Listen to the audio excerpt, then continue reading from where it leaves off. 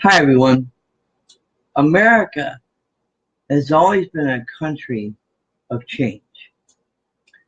And no matter what time you look at, things are happening to make this country an even better place to live in. A lot of these changes involve social change. Some of them are more social than others, but we'll get to that later. But I want you to pay attention to a couple of social changes, or I'm going to call them social reforms, that really did impact this country, say from the time around 1800 to 1850, just before we entered the Civil War. Now you have to remember, we were a country that was growing, and we were starting to see we were feeling a little bit of the effects of the Industrial Revolution. It would still be a few years before it had its full impact, but we were feeling it. Factories were starting, and we were building new things, which was great. But that type of change put a demand on our country to be even better. How? Well, the one way you're going to be better is through education. Well, in the very beginning, or at least for the first 70 years or so, 40 or 50 years, ours was a basic education. Private, those who had money got it done. Most people weren't so wealthy. Like Horace Mann, Horace Mann was born in Massachusetts. His father was a farmer. And unfortunately, his father was not very wealthy. So as a result, Horace was stuck with the traditional maybe 6 to 10 weeks of schooling that he got. And then the farm it was, working the farm, making it move, getting it done. He was successful. He was able to get education. He went to the library. He was so interested in learning. He went to the library as much as he could. He got himself into college and eventually became a legislator. But here's the thing. He knew there needed to be change. Because in the old days, let's say old days, prior to 1840, most schools were done, if there was any schooling, it was private or tutored by the wealthy. If there was a school, it was probably about 60 kids, all in one house, all in one room. And the school teacher was poorly educated, poorly trained, and poor, period. Not much money. So Mann had an idea. He said, why not pay for schooling with tax money? And why not make a curriculum so the kids can actually learn something fresh and new and really gain an education? And what about paying teachers a decent salary? What a concept. And that is what he instituted. Horace Mann is considered the father of education, modern education, because he was able to put those into place. So that by around 1840, 1845, 1850, young people were able to go to school to tax paid for by the public. Public paid for taxes. Taxes going to schools, paid for by public taxes. I hope I'm saying that right. Anyway, the curriculum was formed to make sure they were really getting a solid education, and students were required to go to school. Oh yeah, that came in about that time.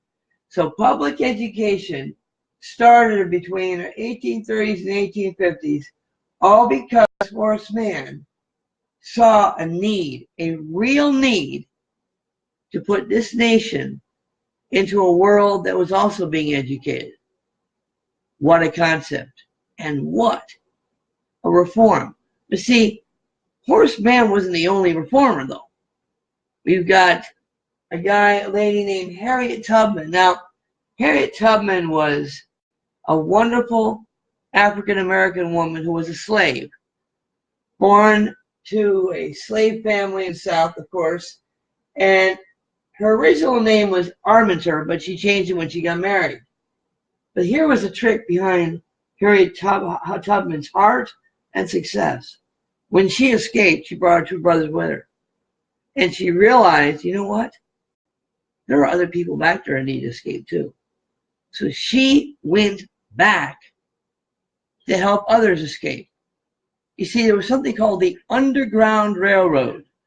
It was a term used for that network of homes, schools, churches, where slaves could be guided to these places of safety and work their way out from places like Kentucky, Virginia, and Maryland, up to places like Pennsylvania, New England, Ohio, Indiana.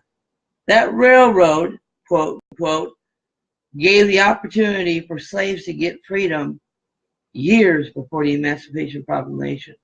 You see, each one of these churches were like a station or a depot.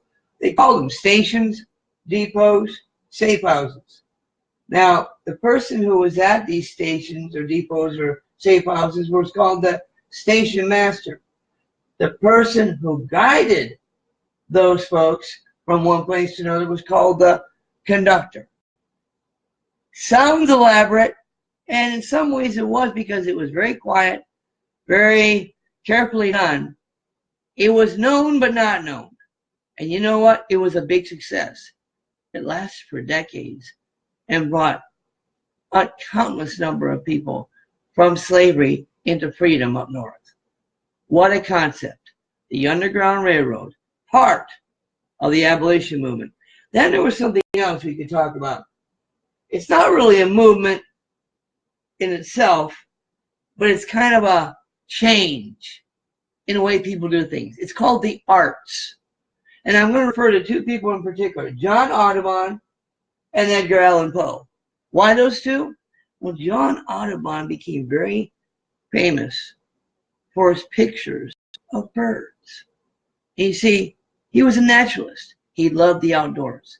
And birds represented beauty and freedom and a free spirit. And he loved to make those kind of pictures. He made a collection that's now in one of his museums up north. Now, that was naturalism. You see, what did naturalism come from? Well, just like Edgar Allan Poe, it was an escape. As I told you, America was growing, America was changing, and Americans needed an escape. Who better to escape with than either a Audubon or a Poe? Edgar Allan Poe had a dark concept of life, almost eerie. His very famous poem, The Raven, was all about him staring at this bird that was on a mantelpiece and writing about a bird that would say to him, nevermore. That was just one of his multitude works. But you see, Poe was trying to express a deep frustration with what was seen as a change in America to a more industrial country, leaving the rural, the small town behind. Well, it wasn't quite there yet. We were only like 5 to 10% industrial. But Edgar Allan Poe was worried that we were changing too rapidly. And so his writings were an escape, just like Audubon's were an escape. They may not have been an actual reform, but they were something for people to turn to. We've got the public education, we got the Underground Railroad, and we got art. We've also talked about, of course, by the way, the Underground Railroad has to do with the abolition movement. We have talked about the temperance movement and the women's movement. Those are other reform movements that have been part of this time also. You see, America was changing. We were about to hit the Civil War. And while we were doing that, we had experienced this kind of change already. We are an amazing country. We've always been. We always will. See you later.